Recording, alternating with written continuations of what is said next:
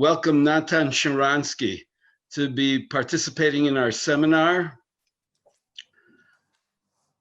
I will not give you the classic bio for Natan Sharansky. I'm sure that most, if not all of you, know his story. And for those of you who don't know it, so we have the bio in our booklet. But what I want to say are two things which I think are relevant to the seminar. The first, David on the first day mentioned that for the people who were living in the 70s and 80s, right, for them, Natan Sharansky was a hero. And I certainly share that sentiment, but I want to put it in the context of our seminar. What was the heroism that made such an impression on us? It was the fight which he led in order to be able to embrace, to engage, to experience his identity. And I would say not only his identity, but the identity of many others. And it was a battle against the totalitarian regime that did everything to deny that identity. But I think what's also very significant to note is that that heroism did not stop when Natan was allowed to leave the former Soviet Union, and that since coming to Israel, he's still been fighting for identity, a different type of fight, a fight for what does it mean to be a Jewish state, or just for what does it mean for Jews across the world to have an identity as Jews. And I would say that that battle is no less heroic. The second thing which I would like to say, and it's come up in a number of our sessions, is that very often you have a certain image of somebody. And for me, the question always is, there's the image and then there's the reality. When you really get to know that person, how do they match up to the image? And I'd like to say that it's been my privilege to know Natan and his family for, I actually made the calculation, it's probably about 32 years that we've known each other, because I have a picture of you at my son's bar mitzvah. And the more that I get to know Natan, the more he's larger than the image. And that, I think, is the true statement of who this person is. So without any further ado, I hand it over to you, Natan, to speak about identity. Okay, Mayor, thank you. Of course, I can take a revenge for all this pompous introduction which you made, and I can start talking about you as my first teacher of Bible, and Barishit, Parashot HaShavua Shel Barishit Shmot. First time I learned with Meir. And again, I can return his word saying that he's bigger than his image. Okay. With this, let's go to the tachlis, to the question of identity. I said I was told that the seminar is identity in the 21st century. But for me, all what I understood and discovered about identity begins from the Soviet Union. So I'll have to speak how I discovered my identity. And because I'm speaking about it all my life, although 32 years that Meir knows me, thousands of times, it is very difficult to say something new. That's why if some of you will feel that you heard it already many times from me. I'm sorry, but I'll try to say something new when we'll be speaking about today, but not speaking about the history. So I'm in a very good position to know about the importance of identity, because I was very lucky in the Soviet Union. I lived life without identity and without freedom. And then I discovered them both, 2 for 1 price. And so I can easily compare life without identity and freedom and the life with identity and freedom. So how it was, first of all, when they say that I was born in 1948 and grew in Ukraine and Donetsk, then Stalino, which today is the center of the war between Russia and Ukraine. But then nobody could imagine that there will be such a war one day. The big city with a big Jewish population, and there was nothing Jewish. We were absolutely assimilated. And when we say assimilated, today, American Jews usually think about young people who are not returning to their synagogues, their communities after bat mitzvah or bar mitzvah. And of course, it's very sad, but it's not assimilation that we are talking about. Our assimilation meant that, of course, there was no bar mitzvah and no brit milah. There were no such words. There was no history, no tradition, and no holidays, and no such words as Pesach or Passover.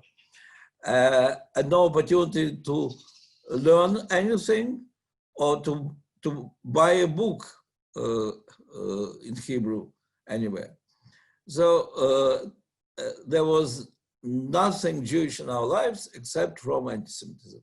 Anti-Semitism there was a lot of anti-Semitism in the street, and official discrimination, which was not so official, but everybody knew about it, so-called fifth line. Fifth line means line in your identity card where your nationality is written down. There were more than 100 different nationalities written under that line. But when somebody was saying he has problem, fifth line problem, everybody meant it means that in his ID is written Jewish. And so there was no positive meaning of this word Jewish. It was as if you were born with some kind of disease and you have to learn how to adjust yourself to live with this disease. And all the conversations at home are from your young age about restrictions and how to overcome them. And the message of your parents is very simple. You have to be the best in your class, in physics or in mathematics, in chess, in music, doesn't matter in what. You must be number one, because only professional success, that is our Jewish way of survival. That's how we lived without identity. And of course, we also lived without freedom. Everybody knew from very early age that there are things which are doing publicly, there are books which are reading publicly, there are slogans which are pronounced publicly, but all this is lie. But the real life can be discussed only in the family in a very narrow circle. And to think that maybe you will fight against this double life, you are not even thinking about it, because the only value in your life is the value of survival. How you can survive in spite of those restrictions or barriers which are in front of you. So when it all changed after 1967, Six-Day War, and I'm 19 years old. I just had a huge success, entered one of the best, maybe the best institute in physics and mathematics, which was usually compared with American MIT. It was very difficult for you to get there, and I did it. So it was, of course, preparation of a few years and training and So that I fulfilled my Jewish ambition to be the best professional. And then you will think now you can finally hide in this ivory tower of science. And then happens 1960 war.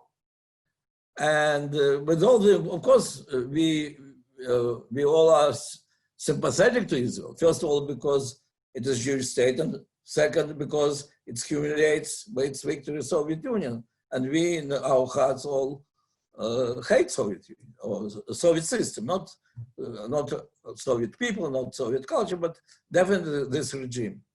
And it is a huge humiliation to Soviet regime. But okay, but with all the importance of it, there are more important things, your career and so on. But suddenly you discover that all people around you, your friends, your enemies, they look at you, and in fact they're saying, how you guys did it. It's real miracle, it's unbelievable. And you think, why do they tell me how I did it? How I'm different from them? Do they want to say that I have double loyalty and so on? So in the beginning, you are almost insulted or concerned, but then you realize that if all the people look at you and think that you are connected to Israel, you should better try to understand this connection. And that's in fact how I started in the underground to read the books, which you mainly get through reaching Soviet Union through tourists who are coming or as tourists and leaving these books. And suddenly, very quickly, reading about the history of Exodus from Egypt and all what was after this, and the modern history of which came to us in the book of Leon Uri's, also called Exodus, which you can say, or I can say today, reading kind of nice Bobby-Meises, but then it was very powerful because suddenly it's all connected. And you understand that if only you make some switch in your mind, all this history can be yours. And it's so much more interesting, this history, than Soviet history, which starts from Bolshevik Revolution, all these killings, all these repressions and so on. And here, it is your history, if you decide that it's your history. And people of Exodus, of Leon Uris, are people of your age. And they're making this history. And then you connected with the pictures of the soldiers near the Kotel in 1967, and you realize they are of your age, 19 years old, 20 years old. And they are active part of this interesting, exciting history. So first you discover that there's history that if you decide, you can be part of it. Second, you find that there is such a thing as Jewish family. All these Jews are coming from foreign tourists, and you start meeting with them. They're coming from New York, and from Philadelphia, and from Miami, and from Los Angeles, from Toronto, and from Melbourne, and from Paris. And they say, oh, your father is from Odessa. My father is from Odessa, or my uncle is from Odessa. We are family. We could be in your place. We want to help you. You find out that all these Jews scattered all over the world, they're all from Odessa. They all feel that they are your family. So the only thing which you have to make very simple thing. You have to decide that they are your family, and suddenly you become part of such an exciting group of people. And of course, there is the state of Israel, the fact that there is the state which will do everything. It will send airplanes to the end of the world to help you. That gives you strength. So discovering identity for me meant that you discover the history that you want to be part of it, that you discover people that already look at you as you're part of them, and you only have to decide whether you want to respond to this or not. And there is a state which wants to help you. And that that's what made you feel suddenly much more strong.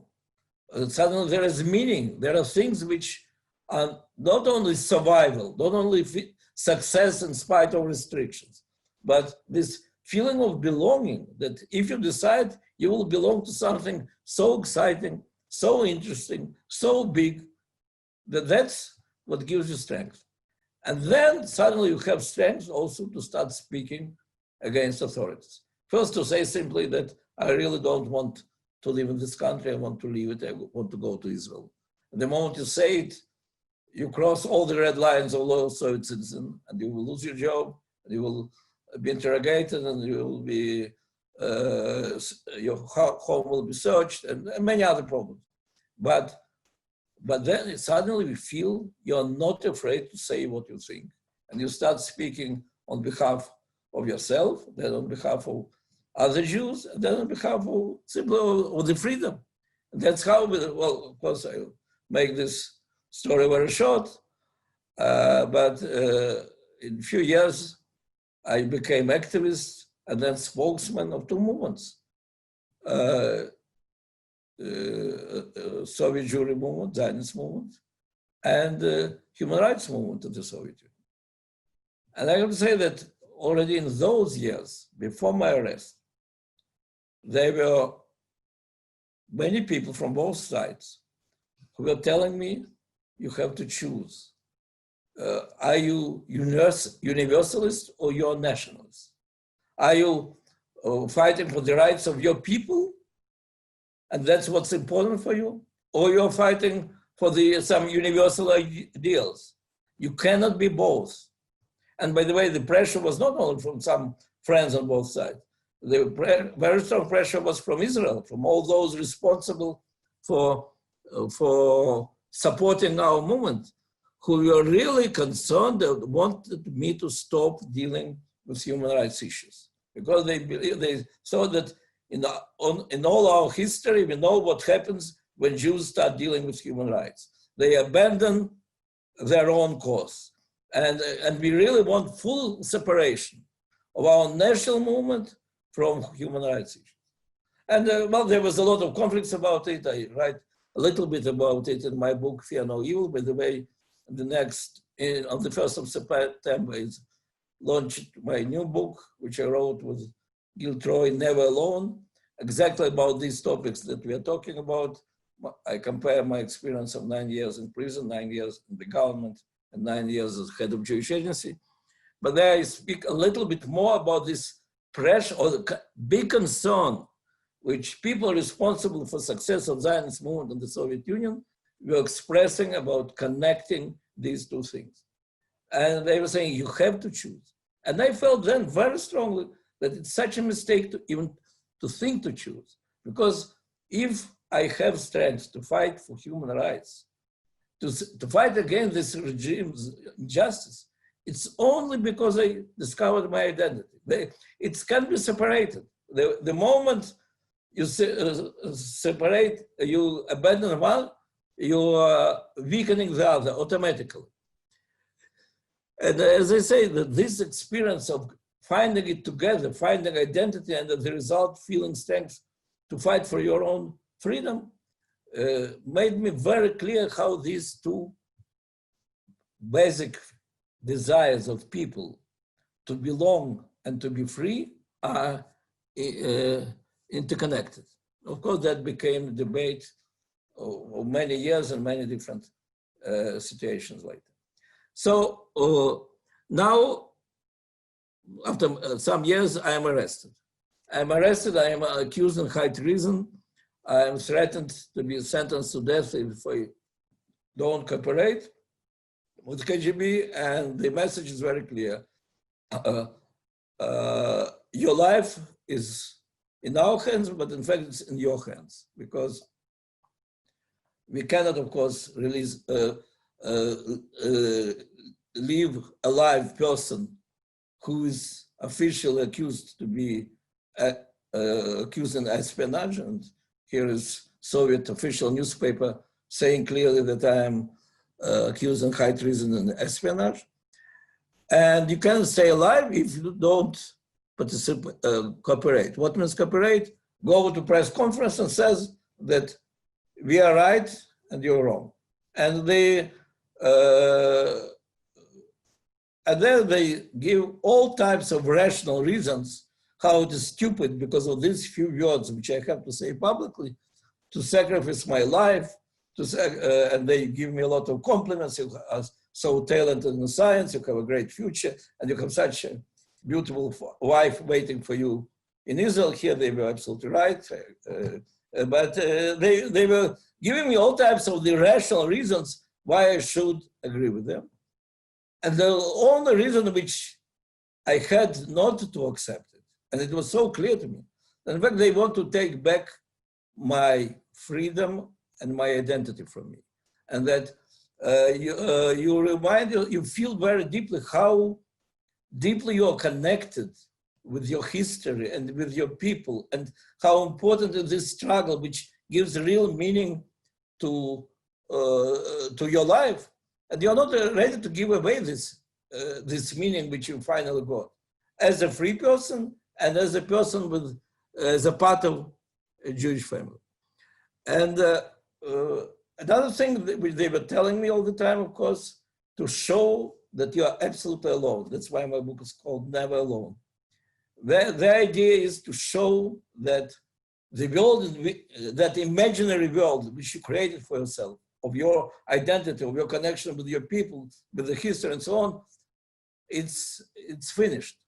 In the real world, you are arrested, the other activists are arrested, the Zionist movement is finished in the Soviet Union. Jews of the world are afraid to mention your names, in order all the Jewish people will not be accused of these awful crimes. And that's it. And for a year and a half of interrogations, you are absolutely isolated from the world. And you know that it's all lies.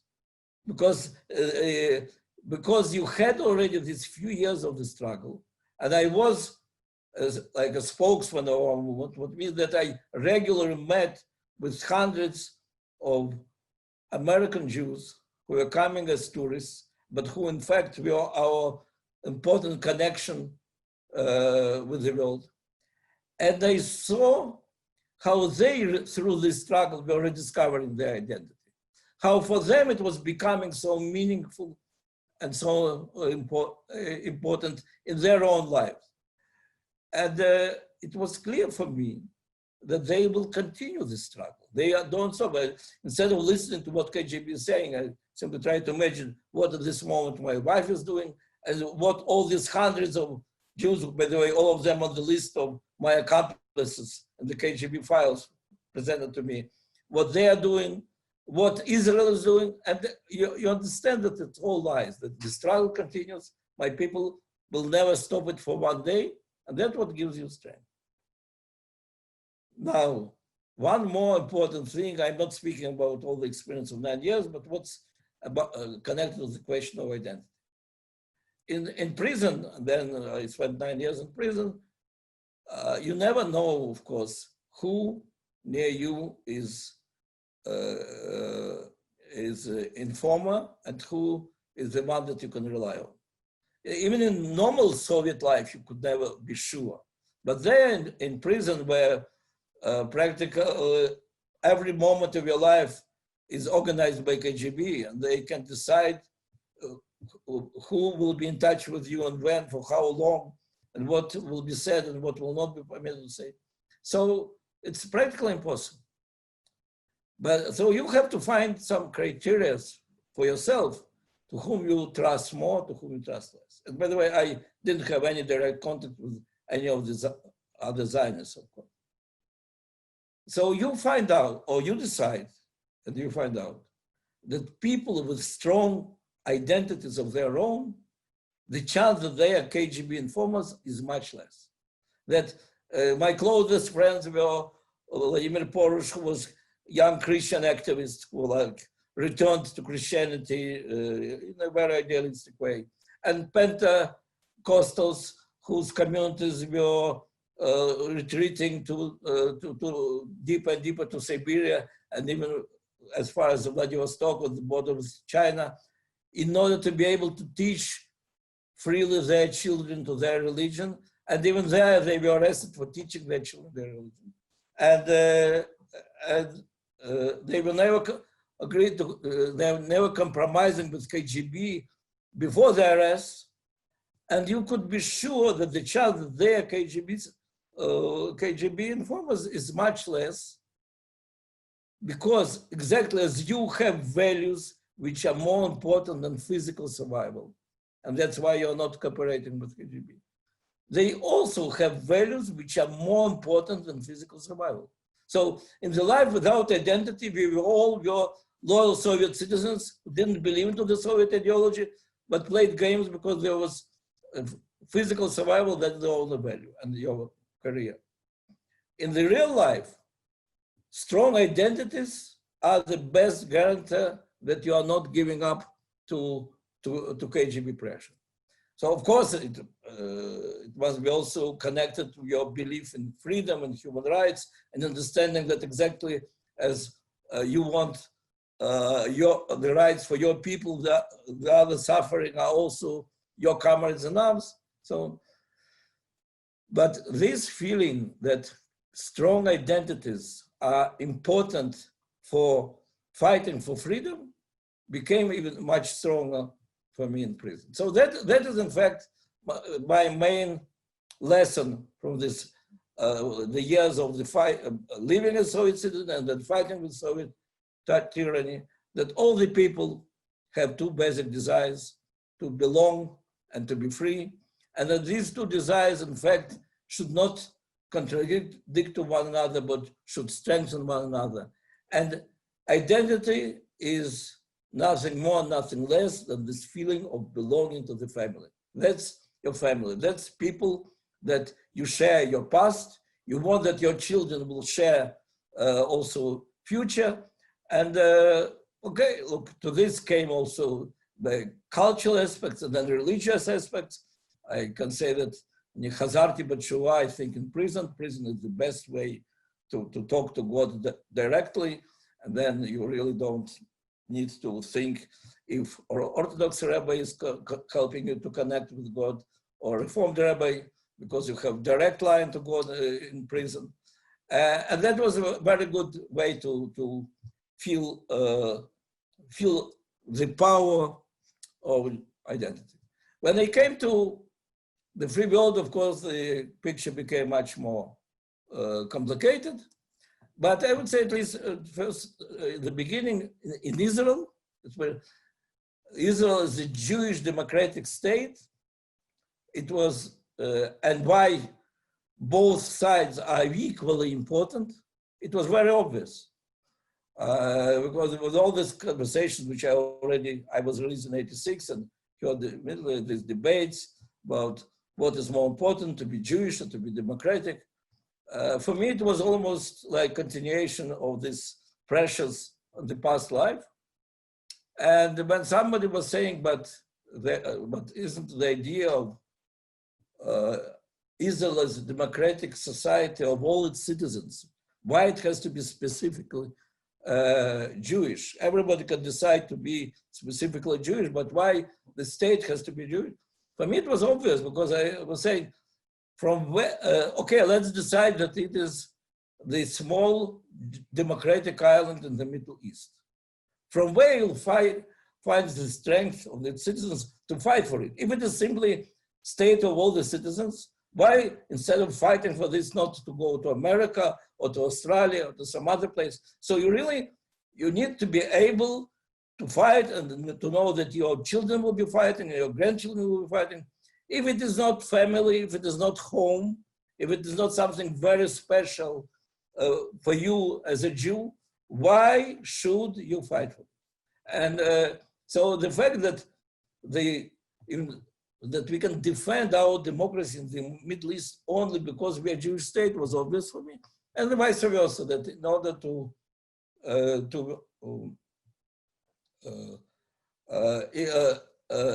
if you give away your democratic nature and character, why Jews will be interested to live when they were fighting all these thousands of years to live in a liberal society which gives them opportunity of their free expression as Jews, why should they be interested to live in non-democratic society?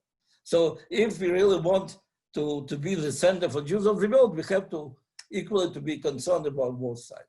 And so it seemed to me rather simple until I started working more and more. And then when I joined the government, I worked a lot with Europe, with our European allies, not necessarily with Jews, of course, with Jews also, but with politicians and with academia. And now we're speaking about the end of the 90s and then beginning of 2000. And you can easily find out that, in fact, in Europe already, at that moment already for 20 years at least, this postmodern feeling of imagined world, imagine John Lennon's song, how great it is to have the world without borders, without nations, without religion, without governments, the world where there is nothing to die for. And that's the exact quote. The dream about the world where there is nothing to die for, that was like the best answer to these hundreds of years of awful religious wars and then national wars, which killed so many people.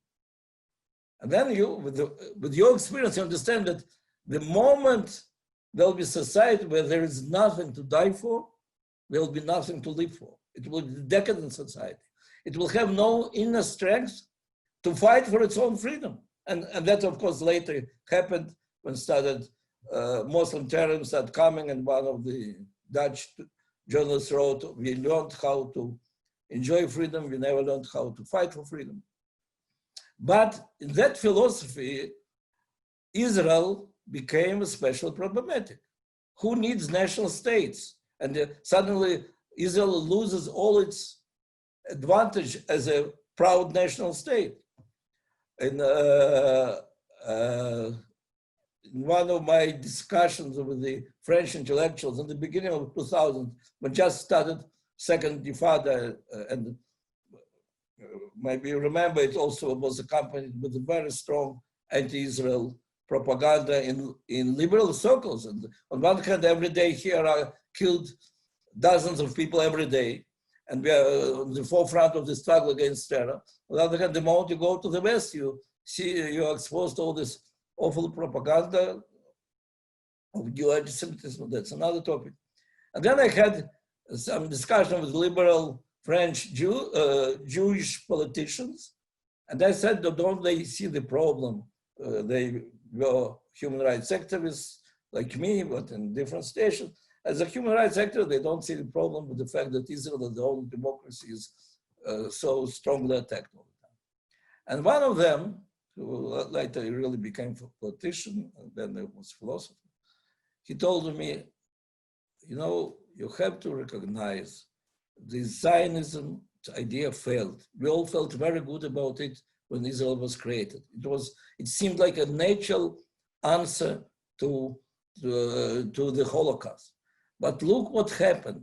East is East, West is West. Everybody has their own values, and we should not be judgmental. And what you're now trying to bring West to the East and to impose on them all these values. And who needs Jewish state in the Middle East? Why do we need it? We here want to imagine we are building Europe without nations. And in order you will understand how non-anti-Semitic we are, you will see that when this experiment will fail, and there is no choice, this experiment will fail. And you Jews will go back where you belong, to Europe. You will see how many efforts France will make, all the France will make, in order to get as many of you as possible. And why? Because he said, you're part of us.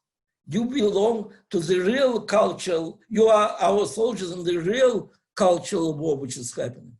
And the real cultural war is happening between us and America, between Europe and America. That was the times of President Bush and with all what's coming. And he was absolutely sincere in this, I have to say. Well, of course, years passed. Nobody went from Israel to France, and more and more Jews are coming from France to Israel. And now, many years after, I have now a conversation a few years ago with Alan Finkielkraut, French philosopher, very good one, and also Jewish. And I asked him what I was asking as the head of Jewish agency, practically every important figure in France for the year. Do you think that French Jews have future in France? And he gave me an interesting answer. He said, no, I don't know. I'm not really active part of Jewish community. I'm Jewish, I'm proud of it, but I don't know. I don't live their everyday thoughts. I don't know what's happening in Jewish schools. I don't know. But my concern is much bigger than yours. If there is future for France in France, because look what's happening with our French national identity. Then I told him, no, I can assure you there is always future for France in Israel. Because after all, we do know how important nationalism is. And we don't erase the idea of national state.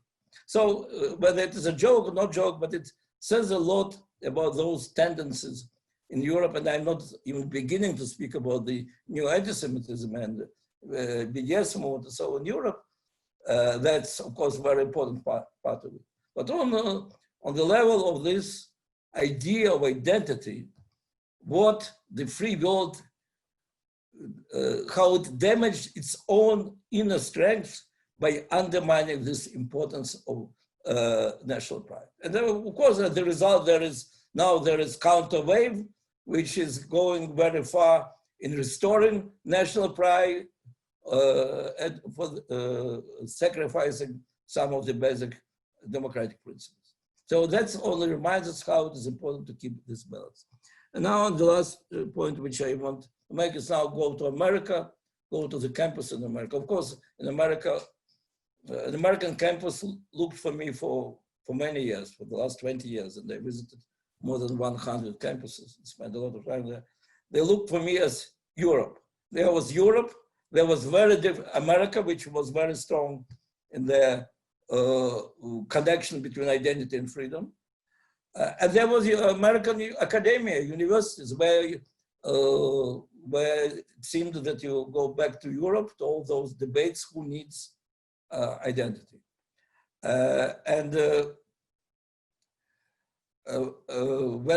When identity, of course, becomes something disconnected from basic values, when identity is something that can be changed every week, you can choose again what kind of sex, whether you're male or female, whether you're left or right, and whether you're Jew or Muslim. After all, it doesn't matter, because the important thing is moral principles. And as I heard from a number of people who believed strongly in their Jewishness, they were saying, I am Jewish because I follow the moral principles which are in the base of Judaism. So to be a moral person, that's my Jewishness. And that's enough for this. Not only enough, that is the essence of it. And when I was already speaking on behalf of Jewish Agency, asking to support some of Jewish causes, one very important Jewish figure and philanthropist told me, look, we are now strong people. The world, America helped us. We are now strong people. And don't you think that now we have to concentrate how to help the people of Africa and to disease the nation and so on and so on? Why we have to go again, how to help to Jewish communities? Jews are okay. They survive, they succeed, they are very strong in America. And then I told her, well, don't you think that, are you interested that in 30 years from now and 40 years now, there will be people in the world who will be concerned about suffering in Africa and Asia? She said, yes. Then you should be concerned that there will be Jewish people, because the Jewish people who are speaking all the time about these concerns. But if you are not ready, if identity for you, it's not family, if you are not interested in strengthening your family, how you can guarantee that this desire for tikkun olam will continue? It will not disappear simply with a decadent way of life without education. And of course, if to add to this, that connection with Israel. If your identity makes you popular in your society, but if your identity means also connection to Israel, and it makes you less and less popular, then you simply decide why to have this connection. As one Jewish student at the high moment of Second Intifada told me, that for me, as a liberal Jew, it will be better if Israel doesn't exist, because then I am not responsible for these crimes which are happening there. And then, and even if it's not crimes, I don't want to argue with it. Even if it's not, but why I have all the time to be in conflict between my Jewish values and my sympathy to Israel. And well, again, it's another topic, another thing. You can read it in my books, you can read it in many other things which today are published practically every day about what's happening in the universities. I'm not going to go deep in this connection, but it's clear to me that this challenge of the 21st century to turn your identity into something different than belonging, something different than your family, something different than your history, but to simply turn to kind of be moral people, and that's enough. It's very dangerous for the very basic, for the very base of our civilization and our desire to see the world as a free place of the free people. That's what I want to tell you, my thoughts about identity then and today. But of course, I will be glad to answer all your questions. And if you will not find enough answers, then read my next book, which can be ordered already now. And I hope you'll get the answers. Thank you very much, Natan. I would like to open it up for questions and answers. Right now, I see a limited number of people. So if you're raising your hand and I don't see you, so please just unmute and tell us who you are. Okay, so do you have any questions from the floor?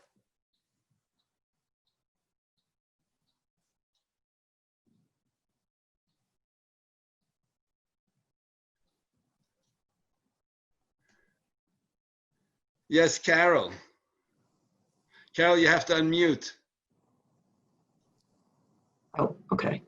I was wondering, like, what you thought, if you had any suggestions about how to turn things around.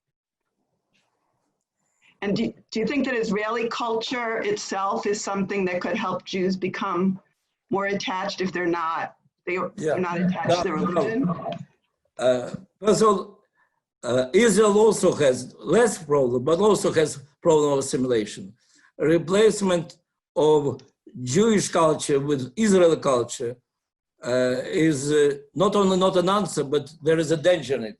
The moment we stop being feeling ourselves connected to all the Jews of the world, to all those generations which were before praying next year in Jerusalem at the future of the Jewish people, not only Israel is losing its central role for which it was created, but it's losing its inner force to defend itself. It's if it is only a group of Israelis who happen to be here defending the state of Israel, and if it's not the state of all the Jews with all what's behind it, I don't think Israel will have enough inner strength to defend itself. Not speaking about the extremely importance of Israel to be connected to the Jews of the world for the future of Jewish people. Because now I want to say another thing. I was in many communities, maybe practically in all the communities all over the world while I was in the government and the Jewish agency. And of course, the problem of assimilation is huge, but there are only two real anchors against assimilation, or blamim, how to say, blamim, Stops. It's faith and Zionism, connection to tradition and connection to Israel. If you have both, it's okay. If you have one of it, there is a way to work on it. If you don't have both, your grandchildren will not be Jewish. It doesn't matter whether it is in Mexico, whether it is in Russia, or whether it is in America. So Israel by itself has a huge power over reconnecting Jews with their identity. Well, birthrights, again, the history of the creation of birthrights, I was intimately involved. It's simply the most simple answer of this question. Why Israel is bringing back people to their roots, to their history, excitement of being part of the one people. So yes, Israel has a huge power over reconnecting people, Jewish people, to their identity. And Israel, and it is very dangerous if Israel will permit itself to replace Jewish civilization with Israeli civilization. Okay, so first let me take Mike Gordon. Thank you. So I'm interested in a comment you made, if you could just expand a little bit. You said that there was maybe a concern that when Jews become involved in human rights in the non-Jewish world, there's a risk that we can abandon our own issues, our own causes. Can you expand on that a little bit and what you mean by that? Well, first of all, when you are dealing with Russia, you don't even have to wonder what it means. All the history of Russia has a lot of examples of Jews being involved in the cultural Tsarist reforms, and then Jews being involved in social democratic movements. In fact, not only involved, to some extent, they were the main force of social democratic force, and Mensheviks, and Trotskys, and of course Bolsheviks, and the leading figures of KGB in the most repressive years were Jewish. And then people say, and you see what happened out of this. And then the first victims of all these isms were Jews themselves.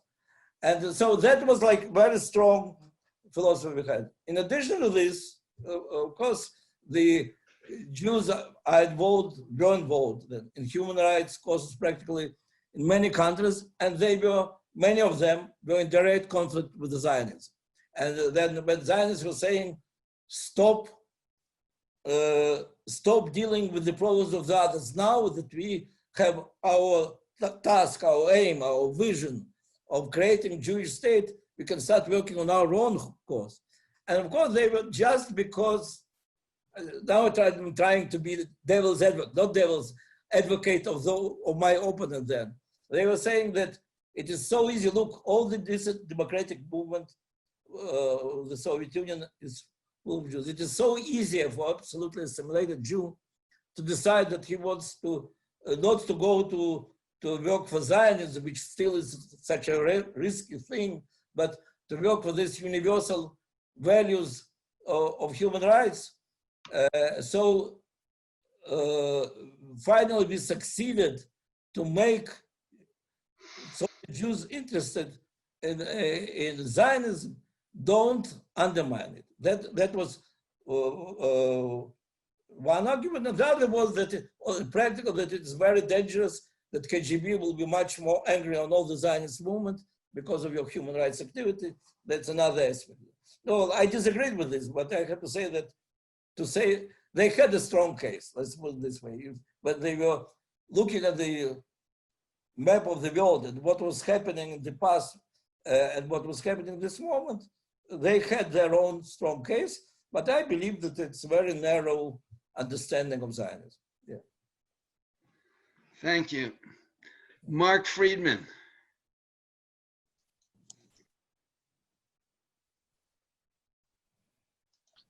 Natan, I guess my question is in the realm of Jewish identity and religious symbolism. Yeah. And I am curious, you spent quite a bit of time working on the issue of making the Kotel more egalitarian when you're at the Jewish Agency, and now you're not at the Jewish Agency and you're not in the government. These issues obviously can have great impact on the connection between diaspora Jewry and Israel, especially for Jews who are not Orthodox.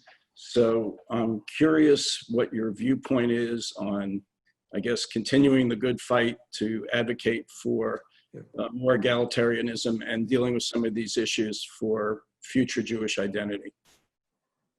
Yeah, well, by the way, in the book that is now is going to be published, Never Alone, there are 2 chapters about negotiations on the Kotel, because that was really, unfortunately, it was a very important part of my activity, and I think that's maybe the biggest failure is the fact that this compromise, which was developed after 4 years over the mutual collective work led by Prime Minister, and when finally it was approved and then it was cancelled, I believe it's tragic.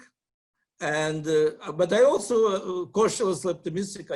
I believe that now Israeli society and people also in the Knesset are becoming much more open to this.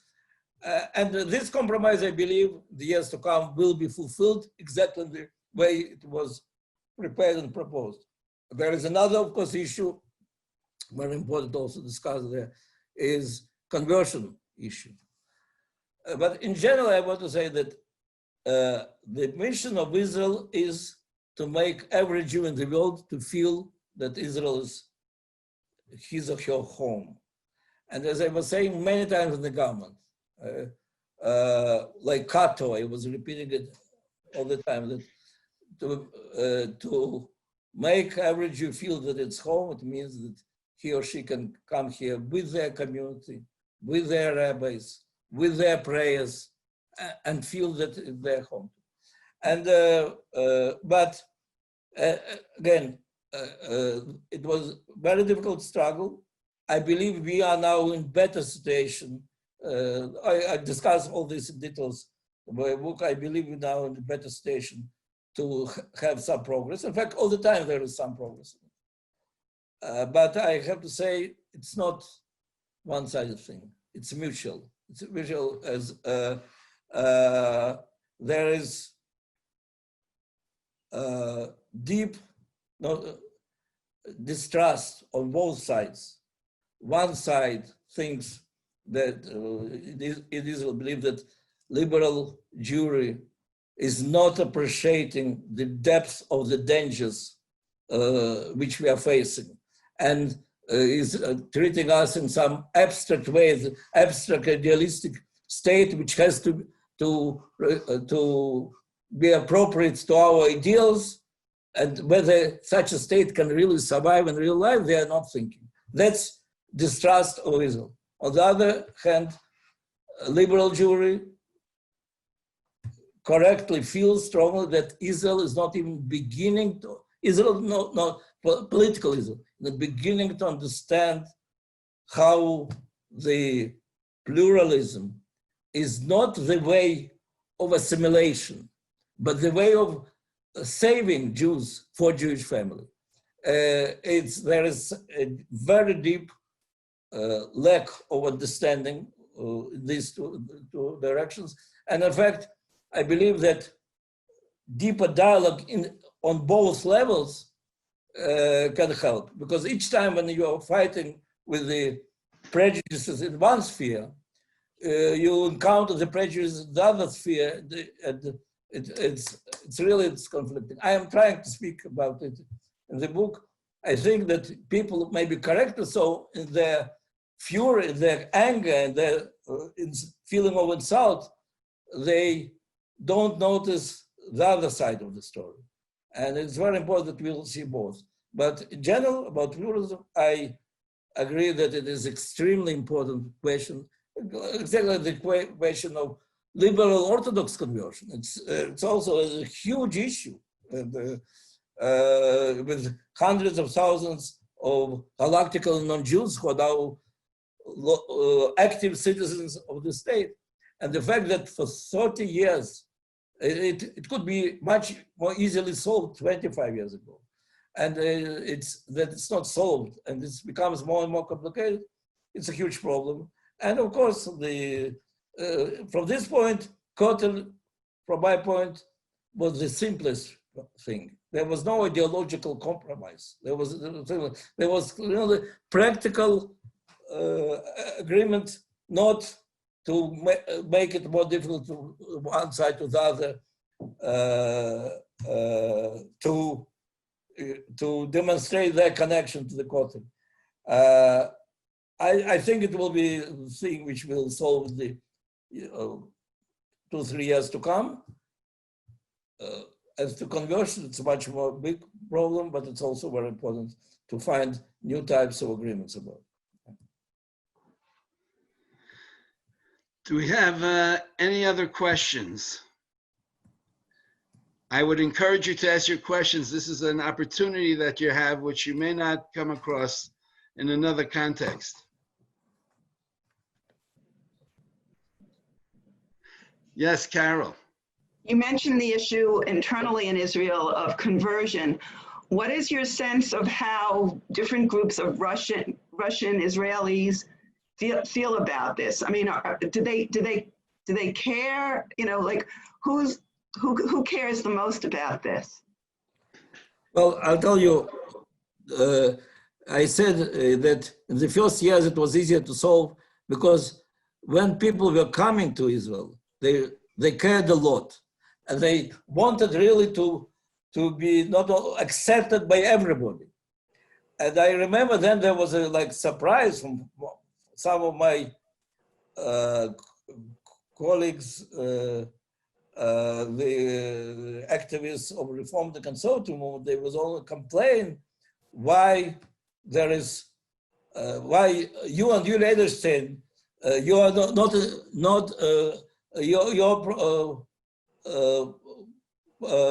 not permitting them freely to choose the type of conversion, because after all, our conversion is much more appropriate for them. Why shouldn't they go to it? And I try to explain to them that, you know, these people, for good and for bad, they really don't care. They don't understand this difference. What they want to be accepted by all the country. And the only way to be accepted by all the country is to have order of conversion. That's why I believed really we had to make a huge effort to make this order of conversion as liberal as possible. And in fact, that was the crisis and the solution which was called Vadat Ne'eman, Ne'eman's committee, which proposed. And I believe until now that was the best possible solution to the problem. And unfortunately, though it was approved by the Knesset, but its implementation had many problems. So now, 30 years after this, it's a bigger and bigger concern for the country. But for many people who then came, look, now they saw that they can be in the army, they can be succeed in their businesses, succeed in their profession, so on. And why should they make an effort to be more observant than all their friends, than all their friends in the army, than all their friends, so they care less, I would say. And I have to say it becomes different when it comes to the critical moments of the life of your children, of marriage and so on. But in any way, for these people, simply also for this feeling that Israel is really welcoming in gathering of exiles and not becoming kind of more and more ultra-Orthodox institution. For this, we really have to deal with this, even if it doesn't mean that tomorrow hundreds of thousands of people will rush. But no, look, there is Giur Kehalacha, maybe you know it's a number of Orthodox rabbis created, and they started it in the office of the chairman of Jewish Agency, because I supported them from the very beginning. So their first meetings were in my office. There were probably around, I don't know exactly now, but about 1,000 people who went from forgive. That is when it is still officially not recognized. I'm sure that it's only a matter of short time, another year or two, when under the decisions of the Supreme Court, they will have to be recognized fully by the state. But even when they are not yet recognized, there are already big interest in going conversion through these courts. So I do believe that it can change a lot. Jennifer.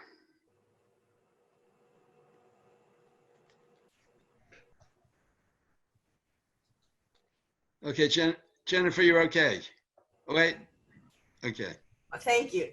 I just thank you for calling on me, Rabbi. I just wanted to say thank you to Mr. Sharansky and say what a big figure you were in my youth. We knew you were in prison. We were so happy when you got out, and it's just very moving that you have retained this commitment to human rights. And I just want to thank you for your moral clarity and for your example. Thank you. Frank. Yes, Mr. Sharansky, thank you very much for your talk. At the beginning of your talk, you noted that you had a fifth line problem. Does that problem still exist in Russia today? And what's the, how does it affect it? How does it demonstrate itself? No, it doesn't exist today. I would say, no, the prejudices definitely continue to exist, but there is no discrimination to Jews. Whether it is simply because of the more enlightened society, or simply because now in this scale of good and bad nations, Russia has a long list of bad nations. Ukrainians is a bad nation for them. Georgians is a bad nation for them. Other Muslim nations in the Soviet Union. So in this list of bad nations, Jews lost their uniqueness, that's for sure. And also, at least at this moment, the leader of Russia is the one about whom I can say a lot of word of criticism for his retreat from democracy. And just now, there was another so-called vote which permits Putin to be the leader forever. So I have no sympathy for this. But it so happened that personally, he has a very, very warm place towards Jews. And so once when I, as the head of Jewish agency, was concerned by some signs of negative attitude to our activity and came to the foreign ministry, the deputy foreign minister told me, Natan, you know Russia better than we know. So you know that if that every officer first looks what his boss thinks. And as long as the boss thinks that you Jews are very good people, so why are you concerned? So, by the way, I don't think that that's strong argument. After all, even Putin will not be forever. And no doubt that as to Israel, Russia has many positive but also very negative attitudes, like with Iran and Syria and so on. But let's say at this stage of history, Russian Jews can have free connection to the world, can come to Israel whenever they want, and can build their Jewish communities at least as free as the other nations can build their communities. Yeah. Thank you very much. Okay, I don't see any more. Elena. We've been thinking about identity all week. My mother's Jewish, my father's not. My father was born in California, hippie, Air Force during Vietnam, etc. I'm a religious nut to him. He doesn't really understand any of it. But in 2000, I got to be at the General Assembly where you announced the Birthright Israel Project. And I came home and I was telling him about this amazing thing that now was going to be happening. I said, and this guy, Natan Sharansky, spoke, and his jaw dropped. Now, I talked to him about the biblical places I visited all over the country. I got to sit in on the Supreme Court. I was there for a year. The one thing that allowed my father to identify with my passion for Israel was that your story was a part of that year, and that it has always been to me that, yes, my dad and I do get to have this connection, even though. So I want to thank you for that. And I also asked you that you're at the GAA, what are you doing to fight for the rights of non-Orthodox Jews who want to visit or live in Israel and still feel like it's their part, like it's part of them. So again, I hope that you are right and that the issue of the Kotel will be resolved soon in a way that I want it to be. Anyway, I just wanted to not miss the opportunity to thank you for those things particularly. So first of all, thank you. Second, you mentioned that your father is not Jewish, but you mentioned that he was hippie and anti-Vietnam War activist. So what can be more Jewish? He definitely had some common base with many of us. Look, I retired now, and I continue being involved as I am the chairman of the Institute for Shlichut of Jewish Agency, and I am the chairman of ISGAP Institute to fight anti-Semitism, and so I am trying to use my public involvement, of course, to support those tendencies that I was fighting for in many other ways, whether it is political questions or whether it is questions of pluralism. But I'm not among those who are making decisions now. And my optimism is mainly based, first of all, I'm an optimistic person, and second, there are many young people who came now to Knesset and who share our beliefs on this question, and who I hope in the months to come they will have more and more influence on also on the internal agenda of political life in Israel, and whoever wants to use my expertise and experience, I'm always very glad to share it. One last question, Jerry. Okay, so now I'm asking a bit of a pragmatic question, because we've been talking here about freedom, but most of us here on this call are older and our freedoms are restricted because of the COVID. From a pragmatic side, how do you feel about our freedom in terms of what is the implications of the COVID to Israel, both within Israel and within the diaspora? Well, first of all, when I'm speaking about freedom, I know from my personal experience that freedom starts from inside. So if you decide that you're a free person, you're a free person, and you behave accordingly. It's restrictions which we have, they are only physical, and so, but I would say, no, there are usual influence of Corona. It's new and old anti-Semitism. We have now new state accusations that Jews are behind Corona, or that the state of Israel is behind Corona, or that Jews are making money on Corona, or that the state of Israel is making money on Corona. And as I said recently, what was good about all this, that this time there is no need to prove that all the new anti-Semitism is the same. But that's simple, trivial. On a more metaphysical level, I would say,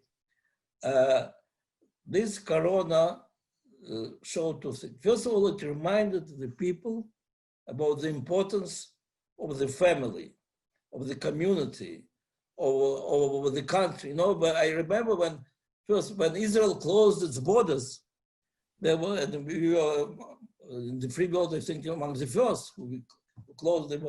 There was a lot of criticism. How you are doing such a non-democratic, such a idea which is against all the standards of the open world and so on. And then those countries which didn't do it almost immediately paid a big price for this. So first of all, you found out that there are moments when you have to go inside your country, but it's not enough. You have to go inside your community. Not enough, you have to go inside your house. And there's a, my home is my fortress. That's English proverb, which now suddenly people, with all these relations between grandchildren and grandparents, this importance, the value of the family is becoming on the forefront. And I think it's very important. The second thing, almost opposite, but it goes well with the topic of our discussion, that as if the God sent a message to the mankind. There are things which you, or there are enemies that you can fight only together, that you should work together to fight it. All the informational borders which are among the countries are a big problem. You see what happened when there was no information between China and the rest of the world. So maybe I'm simply